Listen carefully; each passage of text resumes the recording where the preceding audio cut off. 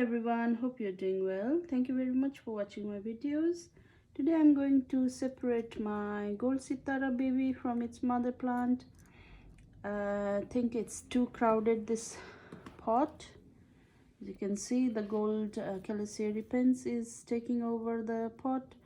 If you have seen my previous video, this gold Calasia repens was like really sun stressed. It was like deep purplish color, but I moved out of the sun now, so it's a bit back of the window, so it's getting its color nicely, and it looks more like gold color now.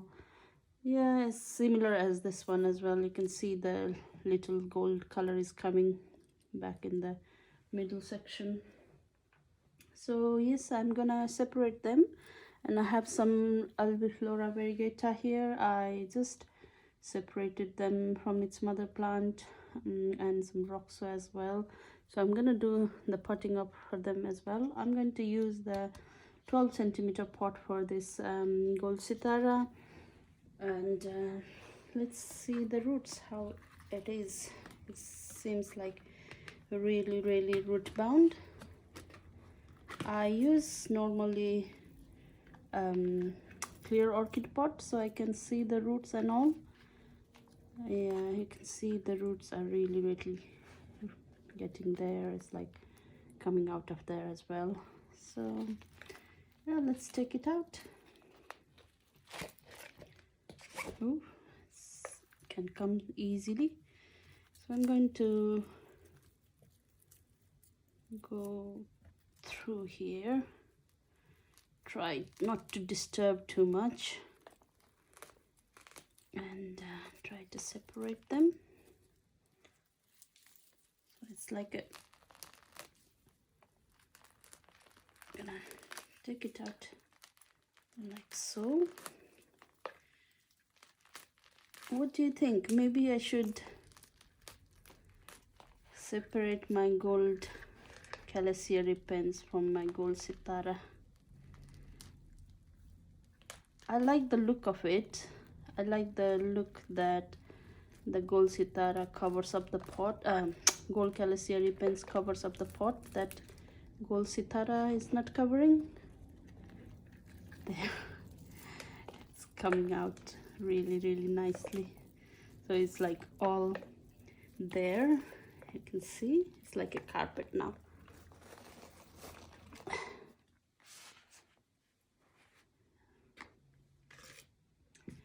And they go, the gold Sitara babies. I have like 3 babies in there, so I'm going to separate. Or you can just, you know, with the gold Sitara and this Sitara type, you can just chop it and then put it in the compost, and the side shoot will shoot. I'll show you my pink Sitara. Look, I've done the similar thing with this. I chop the top off, and the babies are coming from the side. So you can do this, with that as well, but I think I'll separate the babies instead. You can see there are lots of babies coming, so you can do that, or you can just leave it as it is, and then they can be really bushy. But I think this time I'll just separate 2 or 3 babies. Yeah, I'll just separate the babies and pot it separately. You can just pull the babies, and there are some roots, so it can grow easily. Yeah, 3 babies. I think they are like a little bit slow grower than the pink one. Yeah, so that's the mother plant. I will plant it deep, so if the baby comes, they can come inside, from inside the soil, so it can be bushy. I'll take off this sleeve. It's a bit old. This one is okay. So yeah, I'm going to repot it. I'm gonna take the old root out because it's taking over the pot. and I'll plant it in the new soil. They are really forgiving plants, the Tradescantia. You can just take out as much as root you can, and then they will just bounce back. So that's why I like Tradescantia really.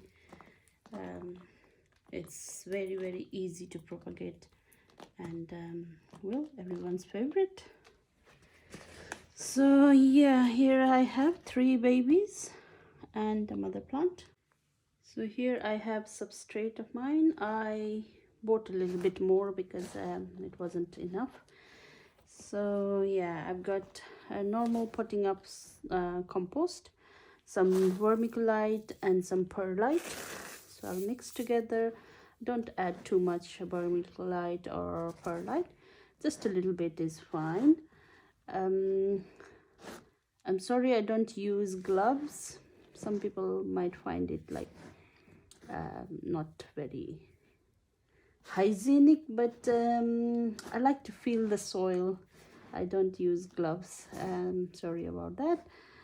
But yeah, like so I'm going to pot the small ones in this 12 centimeter pot that I have.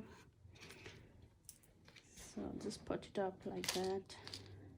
Some soil and pot it up.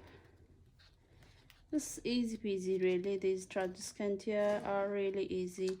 Just don't overwater it, and don't make the roots soggy, otherwise they will be fine. And I don't feed that much as well. These are, if the soil is new, it's really good. It's perfect for them. Chopping and pruning them grows more side shoot, and you can make it more bushy.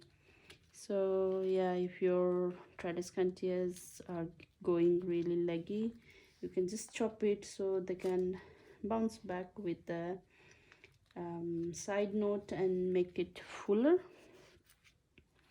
So these are 2 big babies in there. I'll plant a small one in this paper cup. This one, little baby one. They have roots already, so they are all right. I like to use the clear cup because you can see the roots. But with Tradescantia it's all right, they'll root easily. So don't put them in like bright direct light, but bright indirect is good. And just water them, and don't forget to make a hole in the bottom. Sometimes I don't make the hole, but I watch water, how much I water. I'll just give a trickle, and then if it goes up to here, I just leave it. And yeah, if you forget to put a hole, you might rot the root by overwatering. So this one I'm going to pot it in a big pot, maybe back it in its pot. I'll do that later. I'll do this one Albiflora variegata first. These small ones. I'm going to use the same mixture. It's just perlite, vermiculite, and normal multi-purpose compost. I don't use a specific multi-purpose compost. I just use whatever I find really, and it works for me. So yeah, some people use house plant mix, that is good as well. You can use that one.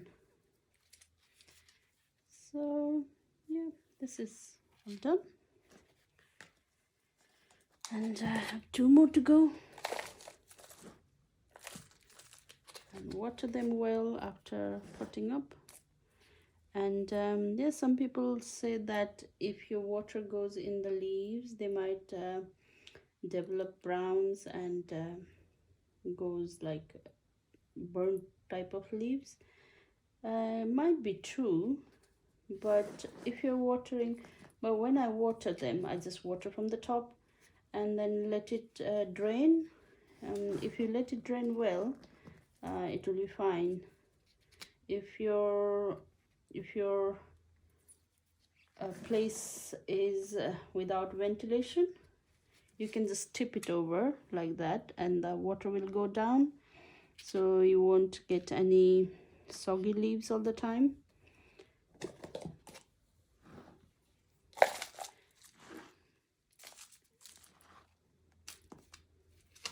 there you go. Have another one. These Albiflora variegata I just took out from the mother plant. These are really pretty. It's a slow grower than others, but yeah, very pretty, and I think worth it. You can forgive them for being so slow grower because they are really pretty. So I have this Roxo that I took it out from its pot. It's a little bit rooted as well, so I'm just experimenting this one because I think the pot which it was in was really root bound, that's why it didn't grow. So I'm just putting separately just one of them, so I'll see how it goes.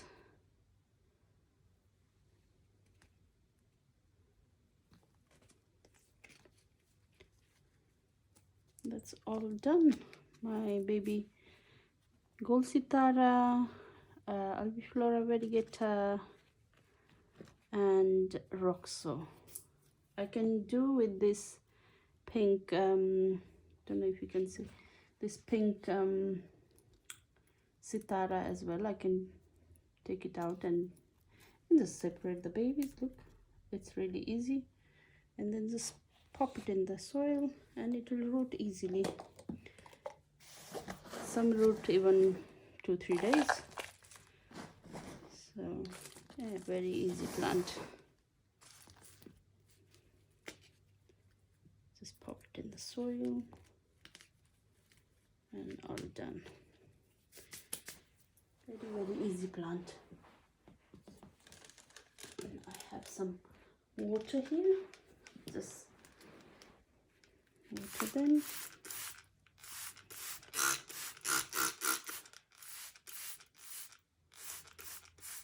I don't like the soil in the leaves, so I'll just water them with a spray so I can take out the soil as well. See, I do water from the top, and they'll be fine as long as your environment is like well ventilated. They'll be fine. And if you think you don't have like fan or like you don't have airy space, if the droplet stays like that, it might cause the brown. So just tip it over, just leave it like that for like until the droplets drops, and it should be fine. No more brown leaves.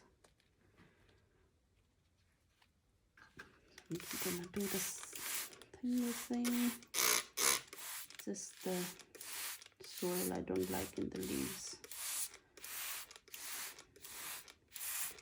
and it will be enough for the roots as well because I dip them in the water before planting, so the roots are already watery, soggy.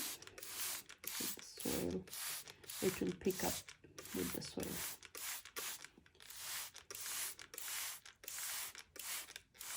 Okay, I'll do same with those as well. So I potted them all up. I potted the gold calycyripens in its own pot, and I chopped my mother plant of gold Sitara, So I keep the stump in there. I'm hopeful for like this one that it will grow some babies. And I'll pot this top and just a pot of compost. Just push it down and it will be done. Yeah, that will be done. And when it roots, I can see from the clear pot, when it roots, I will transplant into a big pot and let them grow.